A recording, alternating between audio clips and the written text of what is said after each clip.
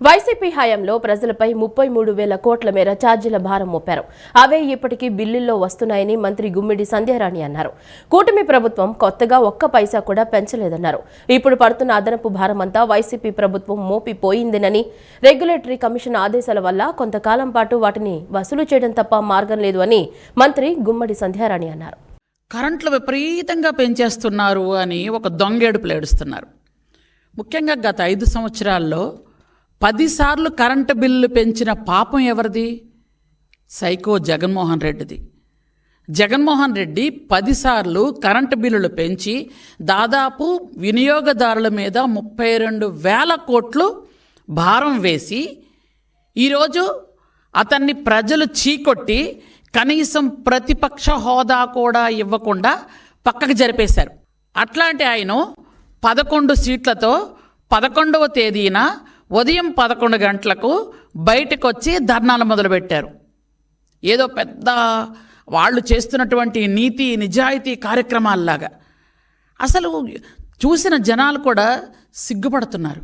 అసలు దేనికి వీళ్ళు బయటకు వచ్చి ధర్నా చేస్తున్నారు అని. నువ్వే 10 సార్లు కరెంటు బిల్లులు పెంచేసి ఈ 6 నెలల్లో మా చంద్రబాబు నాయుడు గారు ఏమైనా పెంచారా? ఈ ప్రభుత్వం ఏమైనా పెంచిందా? పెంచకపోతే కానీ నువ్వు గజనీవి, ట్యాబ్లెట్లు వేయడం మర్చిపోయి ఉంటావు. కానీ కొంచెమైనా ఆలోచించాలి కదా. మీరే కరెంటు బిల్లు పెంచి మీరే ధర్నాలకు దిగుతున్నారు అంటే ఎలా ఉందంటే దొంగ నరిచినట్టుంది.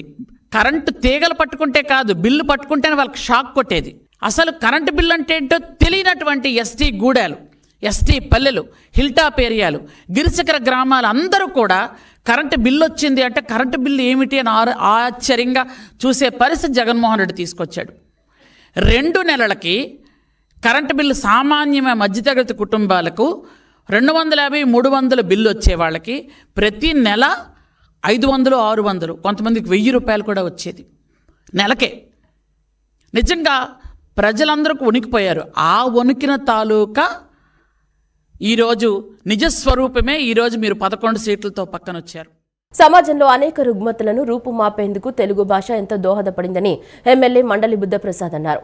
నేటి నుంచి 2 రోజుల పాటు విజయవాడ 1 టౌన్ కేబిఎన్ కళాశాల నందు ప్రపంచ తెలుగు రచయితలు మహాసభలు అట్టహాసంగా ప్రారంభమవుతాయని పేర్కొన్నారు.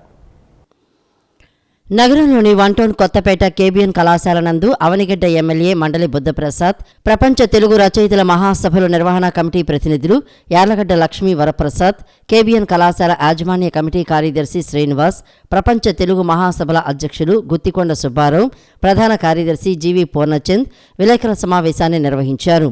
అవనిగడ్డ ఎమ్మెల్యే మండలి బుద్ధప్రసాద్ మహాసభలు నిర్వాహక కమిటీ ప్రతినిధులు మీడియాతో మాట్లాడుతూ నేటి నుంచి ప్రారంభమయ్యే తెలుగు రచయితల మహాసభల కార్యక్రమానికి ముఖ్య అతిథులుగా సుప్రీంకోర్టు పూర్వపు ప్రధాన న్యాయమూర్తి జస్టిస్ నూతలపాటి వెంకట్రమణ విచ్చేసి మహాసభలను ప్రారంభిస్తారని తెలిపారు.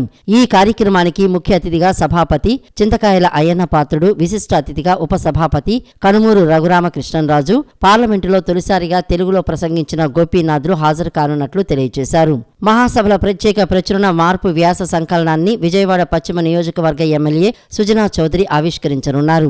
మార్గదర్శి మేనేజింగ్ డైరెక్టర్ శైలజా కిరణ్ జ్యోతి ప్రజ్వలన చేయనున్నారు. ఈ మహాసభలకు 1,200 మంది ప్రతినిధులు, దేశవ్యాప్తంగా వివిధ కళాశాలల నుంచి 300 మంది విద్యార్థులు, 100 మంది అతిథులు హాజరవుతారని పేర్కొన్నారు. ఈ మహాసభలో యువ రచయితలకు పెద్దపీట వేస్తామని చెప్పారు. 1913లో బాపట్లో జరిగిన ఆంధ్ర మహాసభలో మా భాషలో మేము పరిపాలన చేసుకోవటానికి, మా భాషలో మేము చదువుకోవటానికి మాకు రాష్ట్రం కావాలని చెప్పి సుదీర్ఘకాల ఆందోళన చేయటం, చివరికి పొట్టి శ్రీరాములు గారి ఆత్మార్పణతో మనకి ఆంధ్ర రాష్ట్రం, ఆ తర్వాత ఆంధ్రప్రదేశ్ ఆవిర్భవించాయి. అంటే ఒక రకంగా భాషా ప్రయుక్త రాష్ట్రాలకు జనకుడు పొట్టి శ్రీరాములు గారు అని చెప్పచ్చు. అయితే వారు తెచ్చిన రాష్ట్రంలో ఆ లక్ష్యాలు నెరవేరా లేదా అన్నది వాళ్ళ ఆలోచన చేయాల్సిన పరిస్థితి తెలుగు జాతికి ఏర్పడింది. పాలనా పరంగా కానివ్వండి, విద్యారంగ పరంగా కానివ్వండి, అలాగే సామాజిక పరంగా కూడా ఇవాళ తెలుగుకి అనేక సవాళ్ళు ఎదురైన పరిస్థితి వచ్చింది.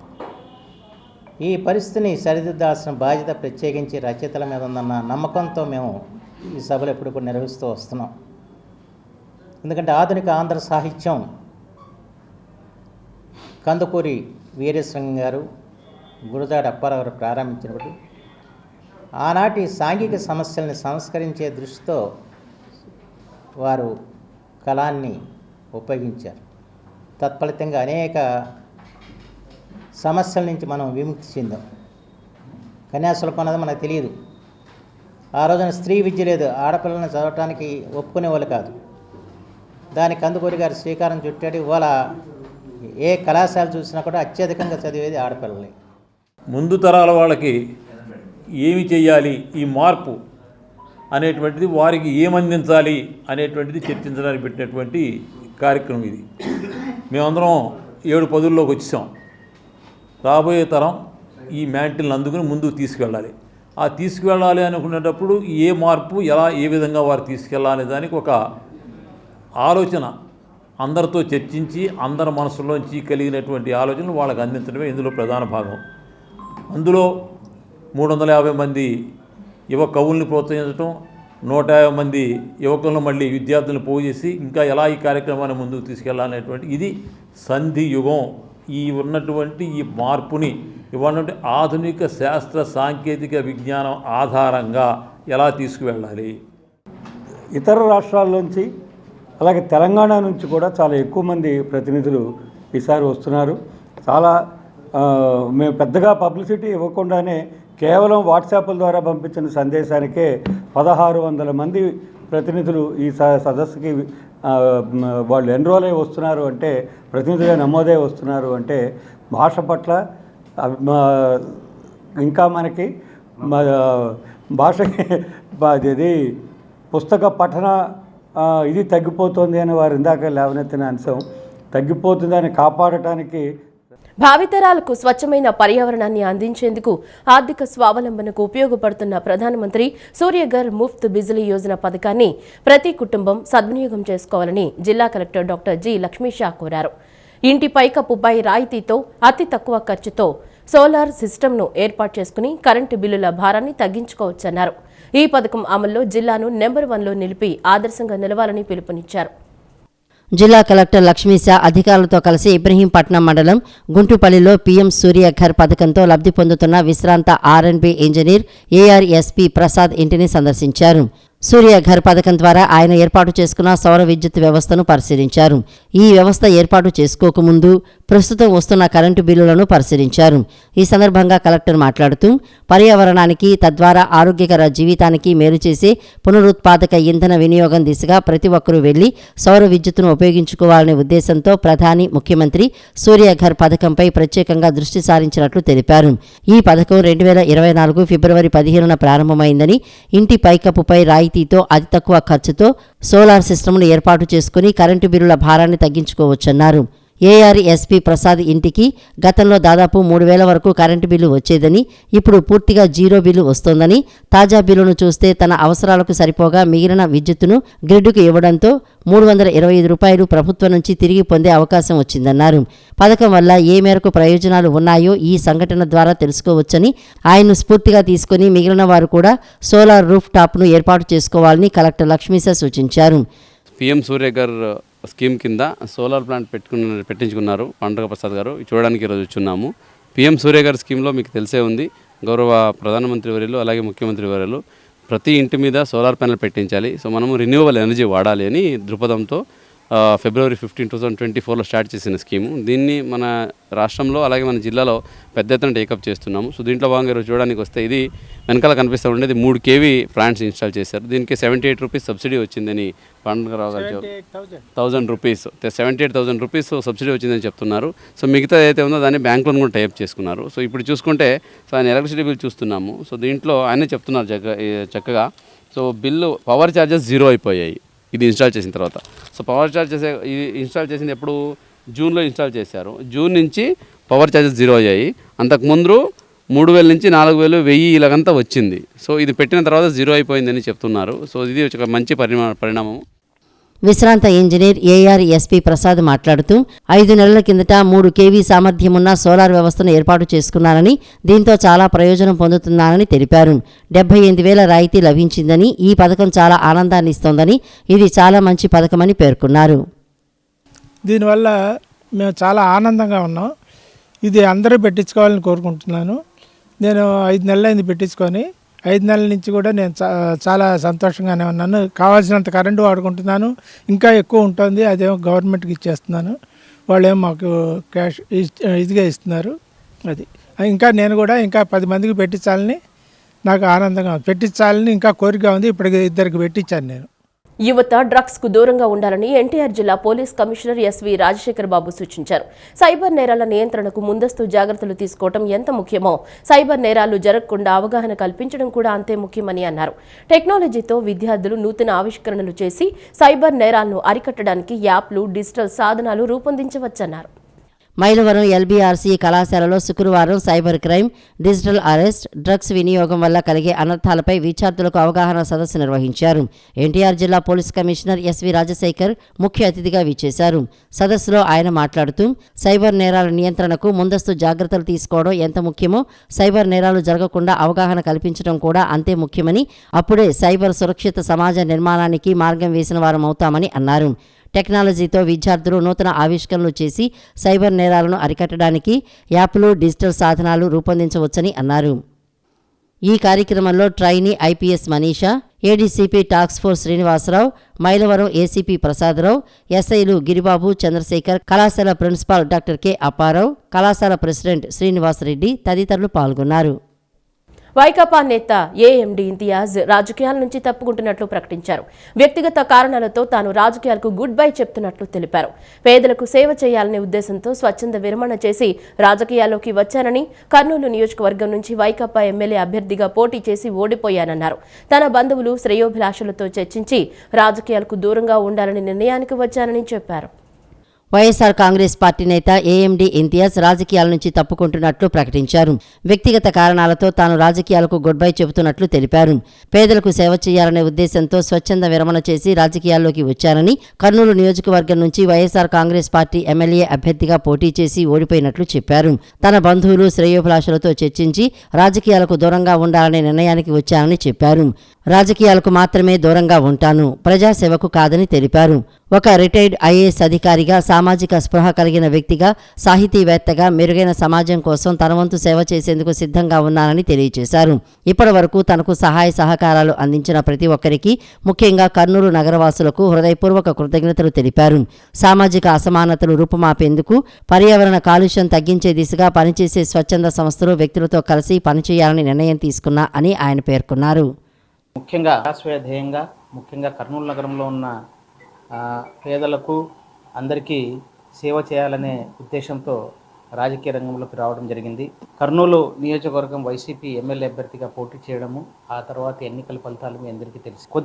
కొత్త కాలంగా బంధుమిత్రులతోనూ, శ్రేయోభిలాషులతోనూ, శ్రేయోభిలాషులతో వారందరితో చర్చించి ఒక నిర్ణయానికి రావడం జరిగింది. అదేంటంటే రాజకీయాలకు దూరం ఉండడం. రాజకీయాలకు దూరం అవుతున్నాను కానీ ప్రజాసేవకు కాదు. అలాగే ఈరోజు ఇప్పుడు ఒక రిటైర్డ్ ఐఏఎస్ అధికారిగా, ఇంత సామాజిక స్పృహ ఉన్న వ్యక్తిగా, సాహితీవేత్తగా, ఒక మెరుగైన సమాజం కోసం పనిచేసేందుకు నేను ముందుంటానని మీ అందరికీ తెలియజేసుకుంటూ, అలాగే సమాజంలో ఉన్న ఎన్నో సామాజిక అసమానతల్ని, రుగ్మతల్ని రూపుమాపే ప్రయత్నం చేసే వ్యక్తులతోనూ, అనుబంధ సంస్థలతోనూ, అలాగే పర్యావరణ కాలుష్యాన్ని తగ్గించే ఎన్జిఓస్తోనూ, వారి అలాంటి వ్యక్తులతోనూ కలిసి పనిచేయడానికి నేను ముందుంటానని సెలవు తీసుకుంటాను. గుంటుపల్లిలోని చెత్త నుంచి సంపద తయారీ కేంద్రాన్ని తనిఖీ చేసి అక్కడి కార్యకలాపాలను కలెక్టర్ లక్ష్మీషా పరిశీలించారు. వర్మీ కంపోస్టు తయారీ విధానాన్ని పరిశీలించారు. రాష్ట్ర ప్రభుత్వం ఘన, ద్రవ వ్యర్థాల నిర్వహణకు అత్యంత ప్రాధాన్యమిస్తోందని, ఈ నేపథ్యంలో క్షేత్రస్థాయి సిబ్బంది చెత్త నుంచి సంపద తయారీ కేంద్ర కార్యకలాపాలను విజయవంతంగా నిర్వహించడంలో కీలక భాగస్వాములు కావాలని సూచించారు. కార్యక్రమంలో జిల్లా విద్యుత్ శాఖ ఎస్సీ ఏ మురళీమోహన్ తదితరులు పాల్గొన్నారు. ఎన్ఫోర్స్మెంట్లో భాగంగా ఆడిట్లు, ఇన్స్పెక్షన్లు, రిటర్న్లు, స్క్రూటీలను త్వరితగతిన పూర్తి చేయాలని, పాత బకాయిల వసూళ్లు ముమ్మరం చేయాలని రాష్ట్ర వాణిజ్య పనుల శాఖ చీఫ్ కమిషనర్ అహ్మద్ బాబు ఆదేశించారు. రెవెన్యూ లీకేజీలను అరికట్టాలని, కొత్త రిజిస్ట్రేషన్లను నమోదు చేయించాలన్నారు.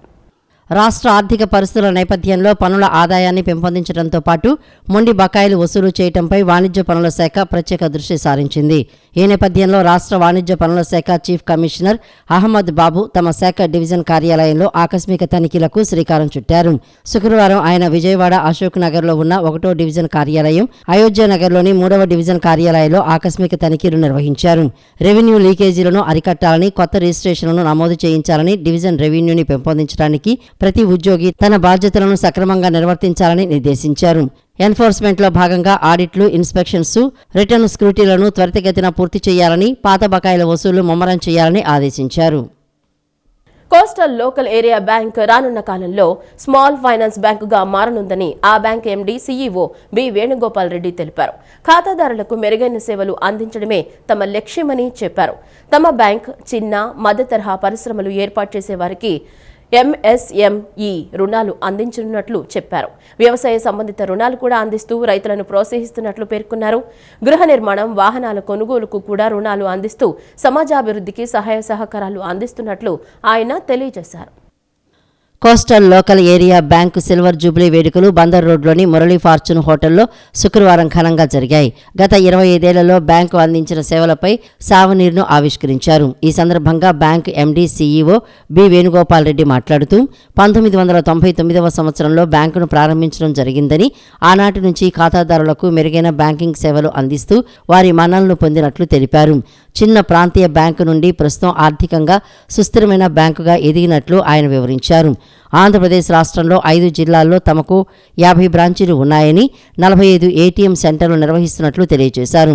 రానున్న 5 ఏళ్ల కాలంలో 120 శాఖలను విస్తరించాలనే లక్ష్యంతో ముందుకు సాగుతున్నట్లు పేర్కొన్నారు. తమ బ్యాంకు చిన్న, మధ్య తరహా పరిశ్రమలు ఏర్పాటు చేసేవారికి ఎంఎస్ఎంఈ రుణాలు అందిస్తున్నట్లు చెప్పారు. వ్యవసాయ సంబంధిత రుణాలు కూడా అందిస్తూ రైతులను ప్రోత్సహిస్తున్నట్లు ఆయన పేర్కొన్నారు. గృహ నిర్మాణం, వాహనాల కొనుగోలుకు కూడా రుణాలు అందిస్తూ సమాజాభివృద్ధికి సహాయ సహకారాలు అందిస్తున్నట్లు ఆయన తెలియజేశారు. Grew to a current size of about 50 branches and 45 ATMs and 46 business correspondents, and the balance sheet size grew to an asset base of 1,000 crores. Over the years, it has strengthened its capital adequacy to 30%, then reduced the net NPAs to 0.3%, and increased the priority sector lending to more than 75%, and provision coverage ratio to 9%. So thus the bank offers one of the strongest and safety net to the depositors. Current and some of the unique features of Coastal Local Area Bank is it has divergent and innovative products, like it has a Kalyana Mastu, which offers loans for the wedding expenses, which no other bank does. It offers Bhu Yajamani loan, that is a loan for the farmers who wants to purchase agriculture land to the small and marginal farmers up to 5 acres. Then it also has a coastal plot and housing loan. So that is a loan for purchase of plot and then construction of a house. అనంతరం bank chairman K Venkatraman మాట్లాడుతూ మారుతున్న కాలానుగుణంగా banking సేవల్లో కూడా నూతన సాంకేతిక ఆవిష్కరణలు తీసుకురానున్నట్లు చెప్పారు. రానున్న 5 ఏళ్ల కార్యాచరణ ప్రణాళికలో భాగంగా ఇంటర్నెట్ బ్యాంకింగ్, ఎన్ఆర్ఐ బ్యాంకింగ్, ప్రభుత్వానికి సేవలను విస్తరించడానికి షెడ్యూల్ స్టేటస్ పొందడం, భౌగోళిక పరిధి నెట్వర్క్ను విస్తరించడానికి స్మాల్ ఫైనాన్స్ బ్యాంకుగా మార్చనున్నట్లు ఆయన వివరించారు. ఫ్యూచర్లో మేము ఏం చేయాలని కూడా చెప్పారు. వేరే జిల్లాలు మాత్రం కాకుండా ఇప్పుడు మా ఐడియా ఏంటంటే ఈ లోకల్ ఏరియా బ్యాంక్గా కంటిన్యూ చేయడం అనేది పెద్ద ఇష్యూ కాదు. కానీ దీంట్లో గ్రోత్ ఎక్కువ పెద్దగా రావడానికి ఛాన్స్ లేదు. ఎక్కువ ప్రాంతాల్లో తీసుకురావడానికి ఛాన్స్ లేదు. ఇప్పుడు మేము స్మాల్ ఫైనాన్స్ బ్యాంక్ లైసెన్స్ కోసం చూస్తున్నాం.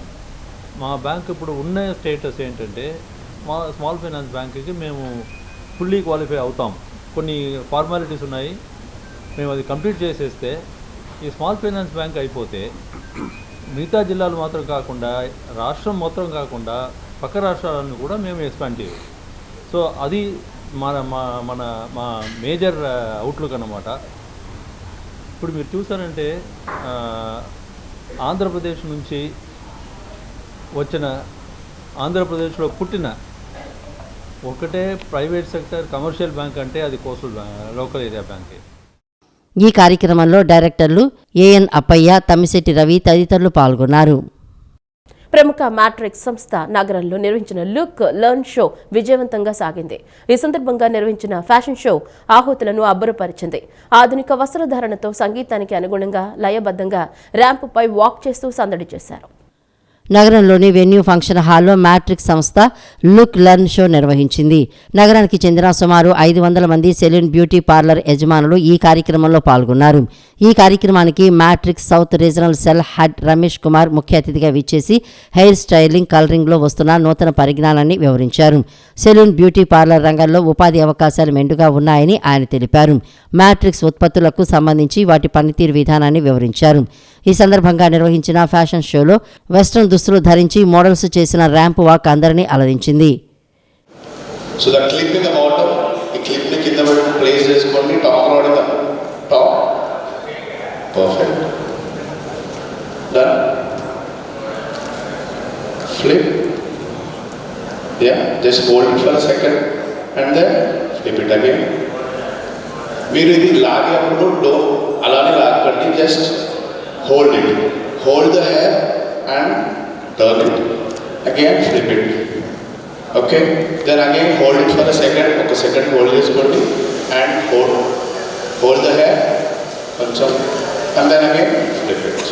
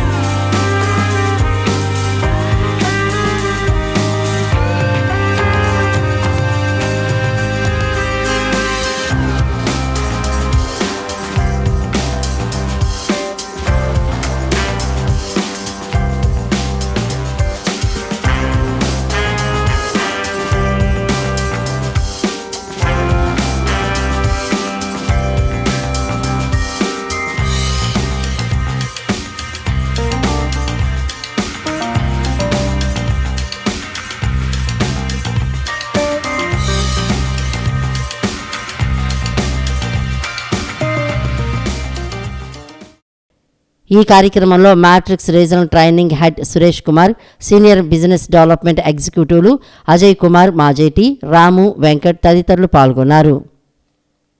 సమాజంలో మహిళల అభ్యున్నతి సాధిస్తున్నారు. గతంలో కుటుంబ బాధ్యతలు చూసుకుంటూ ఇంటికే పరిమితమైన మహిళలు నేడు ఆర్థిక స్వావలంబన దిశగా అడుగులు వేస్తున్నారు.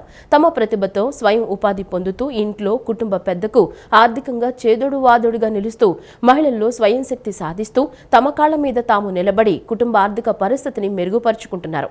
మహిళలు స్వయం సహాయక సంఘాలుగా ఏర్పడి వ్యాపారాలు, కుటీర పరిశ్రమలు పెట్టుకుని ఆదాయాన్ని ఆర్జిస్తున్నారు.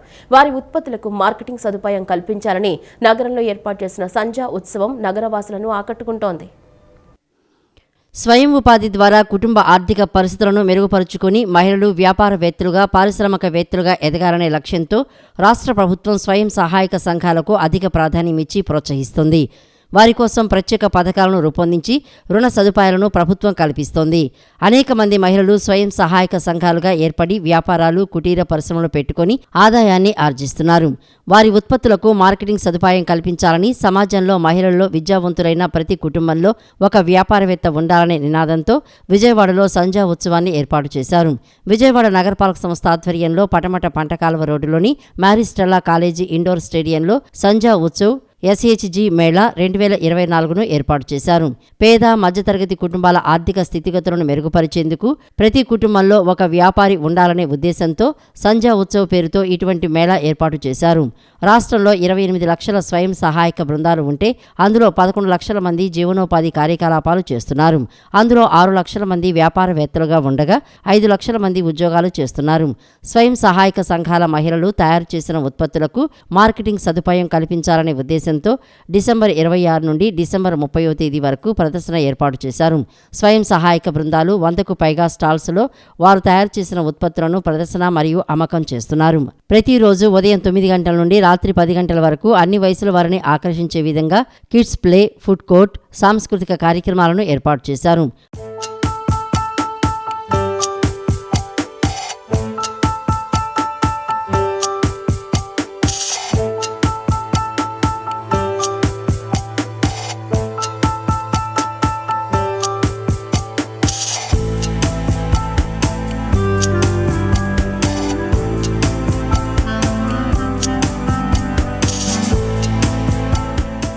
మేము 2017లో స్టార్ట్ చేసాము ఈ బిజినెస్. అండ్ మేము first of it's kind embroidery, jute bags మీద ఎంబ్రాయిడరీ చేస్తాము. కస్టమైజేషన్ అనేది అవైలబిలిటీ ఉంది.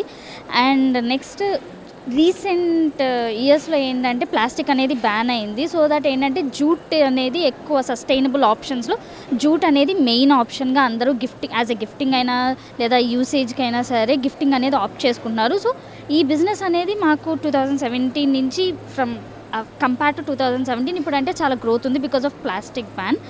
ఆర్డర్ ఇస్తారు, ప్లస్ వచ్చి ఇలా ఇయర్ రింగ్స్ అనుకోండి ఆర్డర్ ఇస్తారు, లేదంటే మనం ఇలా ఎగ్జిబిట్ చేసుకోవచ్చు. మీనాక్షి మేడం ద్వారా ఇప్పుడు మేము ఇవంతా కూడా ఎగ్జిబిషన్ కండక్ట్ చేస్తూ ఉంటాం. సో ఇవన్నీ స్టాల్స్ అన్నీ కూడా మీనాక్షి గారు ఆధ్వర్యంలో చేస్తాం. పర్వాలేదు సార్, హ్యాండ్ మేడ్ ఈ ఫోటో ఫ్రేమ్స్, వాల్ హ్యాంగ్స్ ఇవన్నీ కాబట్టి ఇంట్లో యూజ్ చేసేటివే కాబట్టి బాగానే అంటే దొరుకుతుందండి. కొద్ది దూరం వెళ్ళాల్సి వస్తుంది, దొరుకుతుందిలే కానీ చాలా దూరం 100 కిలోమీటర్ల నుంచి తేవాల్సి వస్తుంది. ఇది ఒక ఫారెస్ట్లో అయిపోతే ఇంకో ఫారెస్ట్కి వెళ్తామే కానీ ఇది మనం పెట్టినా కూడా తొందరగా రాదండి. 15-20 ఏళ్ళు పట్టిద్ది ఇది పెరుగుతానికి. మనం ఈ ఫారెస్ట్లో అయిపోయింది అనుకోండి ఇంకో ఫారెస్ట్కి వెళ్ళి అట్లా తెచ్చుకోవటమేనండి. దాదాపు 100 కిలోమీటర్లకు వెళ్ళి తెచ్చుకోవాల్సి వస్తుంది. రేటు కూడా కాస్ట్ బాగా పెరిగింది. దాన్ని మీరు ఎట్లా అమ్ముతున్నారు ఏంటి? మేము లేపాషియేనండి మొత్తం. నేను లేపాషి ద్వారా ప్రైవేట్గా కూడా ఏమి ఇవ్వనండి, లేపాషికి నేను ఇచ్చుకుంటాను. 2-3 లేపాషిలు ఉన్నాయి నాకు, వాటికి ఇస్తాను. ఇట్లా వాళ్ళు ఎగ్జిబిషన్లు పిలిస్తే వచ్చి పెట్టుకుంటాం. ఎట్లా ఉంది ఆధారం? ఎట్లా బాగానే ఉంది. బయట పనికి వెళ్లకుండా ఓ ఫ్యామిలీకి రోజుకు 1000 రూపాయలు మనం కష్టపడేదాన్ని బట్టండి. ఓ 2 గంటలు ఎక్స్ట్రా కూర్చుంటే 1500 వరకు 40,000 చేసుకోవచ్చండి ఫ్యామిలీ మీద. నాకు ఈ ప్రోడక్ట్తో, మాది పౌష్టిక జావా మిక్స్ ప్రోడక్ట్ అండి. నాకు ఈ ప్రోడక్ట్తో గత 15 సంవత్సరాలుగా అనుబంధం ఉంది. నేను నా పిల్లలకి ఇది ఇచ్చే పెంచానండి. మంచి ఆరోగ్యకరమైంది. ఇందులో 15 రకాల పదార్థాలు ఉంటాయండి. కొన్ని తృణధాన్యాలు ఉన్నాయి, కొన్ని చిరుధాన్యాలు ఉన్నాయి, కొన్ని డ్రై ఫ్రూట్స్ అవి ఉన్నాయండి. ఈ 15 బార్లీ ఉంటుంది, మళ్ళీ ఉంటాయి, యాలకులు ఉంటాయండి, అలాగే పుట్నాలు ఉంటాయి, మినపగుళ్ళు ఉంటాయి. ఇలా 15 రకాలు, జీడిపప్పు, బాదం పప్పు, రాగులు, సజ్జలు, జొన్నలు, అవిసె గింజలు, గసగసాలు, ఉప్పుడు బియ్యం, సగ్గు బియ్యం, ఇవన్నీ 15 రకాలతో చక్కగా శుభ్రం చేసి చక్కగా ఎండబెట్టి రోస్ట్ చేసి ఇంట్లోనే తయారు చేసామండి. ఇది పొట్టిపాడు దగ్గర తయారు సొంతంగా అనమాట. ఈగలు పెట్టి బాక్సులు తీసుకురావటం, మద్రాసు నుంచి ఈగలు వస్తాయి, ఈగల్ని తయారు చేస్తామన్నమాట. అలా చేసి నేరుగా బాక్స్లోకి వస్తుంది. అట్లా రీజనబుల్గానే ఇస్తున్నామండి. ఈ డోక్రా ఇంకా అనేకంగా మంచి సదుపాయాలు ఉండేలాగా మాకు కావాలని అన్నీ ఒకసాటే దొరుకుతున్నాయి. డోక్రా గ్రూపులో లోను తీసుకోవటం అంతా బాగానే ఉందండి. సెంటెడ్ క్యాండిల్స్ అనేది నేను ఒక 6 నెలల నుంచి, అంటే బాబు చిన్నపిల్లలు అంత మునుపు నేర్చుకున్నాను. అందుకోసమని చిన్నగా చేసుకుంటా ఉన్నాను. ఇప్పుడు డ్వాక్రా మా ఆర్పిఐ ద్వారా ఈ స్టాల్స్ పెడుతున్నారంటే కొద్దిగా ఎక్కువ చేసుకుని ఇవి వ్యాక్స్ అవన్నీ రా మెటీరియల్ అంతా తీసుకుని మౌల్డ్స్ అవన్నీ పెట్టుకుని తయారు చేసుకున్నాను. ఇదే నేను ఫస్ట్ టైం స్టాల్ పెట్టడం. మార్కెట్ మీటర్ 650, 700 ఆర్డర్లు కూడా తీసుకుంటుంటాం. అది ఎవరు కావాలంటే వీళ్ళకి కూడా ఇస్తుంటాం. పొందూరు కథ అంటే గొప్ప ఫేమస్, చాలా చల్లగా వాదాగా ఉంటుంది. దీని ప్రత్యేకత అంటే అఫీషియల్గా ఉంటుంది. దూది దారం ఉడికి దాన్ని చాలా కష్టమండి పని. పొందూరు కథ నేటువంటి సామాన్యం కాదు, కళ్ళతో పెట్టి చెయ్యాలి. అది చాలా కష్టం. తానికి ఒక వారం రోజులు పడుతుంది, వారం రోజులు పడుతుంది. చాలా కష్టపడాలి. నగరపాలక సంస్థ ఆధ్వర్యంలో స్వయం సహాయక సంఘాల ఉత్పత్తుల మేళాను విజయవాడ పట్టమంట పంటకాల రోడ్డుని మేరీస్టెల్లా కళాశాల ఇండోర్ స్టేడియంలో ఏర్పాటు చేశారు. ఈ ప్రదర్శన ఈ నెల 26వ తేదీ నుంచి 30వ తేదీ వరకు కొనసాగనుంది. ప్రతిరోజు ఉదయం 10 గంటల నుంచి రాత్రి 9 గంటల వరకు ఈ ప్రదర్శన ఉంటుంది. ఈ ప్రదర్శనలో స్వయం సహాయక సంఘాలకు చెందిన అనేక మంది మహిళలు తాము తయారు చేసిన ఉత్పత్తులను ప్రదర్శనలో ఉంచారు. ఇందులో ముఖ్యంగా పేపర్ క్విల్లింగ్తో చేసిన ఆర్ట్స్ అండ్ క్రాఫ్ట్స్ కానీ, లేకపోతే స్వయంగా గ్రూప్గా ఫామ్ అయ్యి ఏర్పాటు చేసిన తేనె ఉత్పత్తులు, కొవ్వొత్తులతో డిఫరెంట్గా తయారు చేసిన కొవ్వొత్తులు, హ్యాండీక్రాఫ్ట్స్ ప్లస్ చేనేత చీరలు, పొందూరు ఖద్దరు, తన హ్యాండ్స్ అండ్ క్రాఫ్ట్స్, తర్వాత చీరలు ఎంతో ఉపయోగపడుతుందని, మార్కెటింగ్ అవకాశాలు పెరుగుతున్నాయని చెప్పేసి ప్రదర్శనకు వచ్చిన వాళ్ళు అనేక మంది తమ ఉత్పత్తులను చూసి ఆర్డర్లు తీసుకుని వెళ్తున్నారని చెప్పేసి ఈ మహిళలను ఆర్థికంగా చేయూత కల్పించేందుకు ప్రభుత్వం నగరపాలక సంస్థ ఏర్పాటు చేసిన ఈ ప్రదర్శన తమకు ఎంతో ఉపయోగపడుతుందని చెప్పేసి మహిళలు చెప్తున్నారు. కెమెరామ్యాన్ రాయప్పతో ముర్తుజా, సిటీ న్యూస్, విజయవాడ. ఈ వార్తలు ఇంతటితో సమాప్తం. నమస్కారం.